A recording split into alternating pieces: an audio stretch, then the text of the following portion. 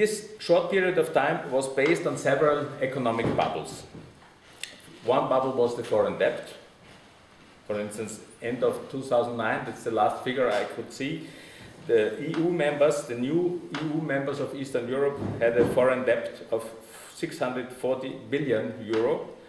Second bubble, the foreign direct investment, cumulated till end of 2009 only 460 billion euros, so that means that there's a constant flow of capital or only out of these two figures coming from the East to the West. Also, we are trained to think that the West is giving money to the East. It's the other way around, sure. Third bubble, the negative current account, which is far more negative than, for instance, for the West European countries. Second, fourth, a bloated and swollen housing market, which is very important now for the new economic crisis, not only in the United States, but also in Eastern Europe.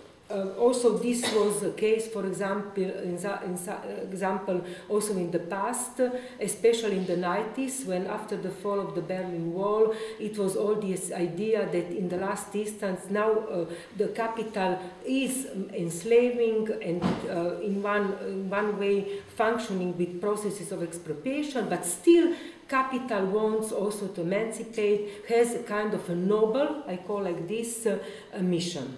So we are ready to accept almost naturally, I would say, fake discourses of morality, with which capitalism tries to cover up the outcome of the crisis this day. So it's, and this is actually the whole process of financialization of capital, by stating that all was some sort of a mistake, or even more, it's presented that it's a process of greediness, of certain, so to call, capitalists or certain managers, but that in one way the whole process is actually going toward this future, and as I said, a process.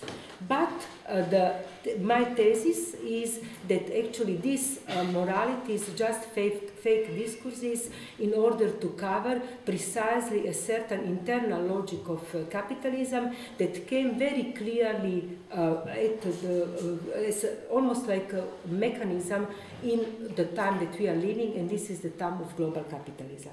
Geopolitical view, the conflict between North and South is largely characterized by the conflict between colonizers and colonized, between the powerful rhetoric of progress, reason and technologies on one side, and the rural, rather clumsy, brainless and underdeveloped world on the other. According to this largely widespread and by the mainstream media ardently favored view, the same could be said about the intransigent dispute between West and East. In both cases, the first is represented by white men associated with reason, progress, diligence, cleanness. In both cases, the second is associated rather with chaos of mostly colored people, mental deficiency, idleness, and of course, dirt. The first we call civilization, the second a threat to it.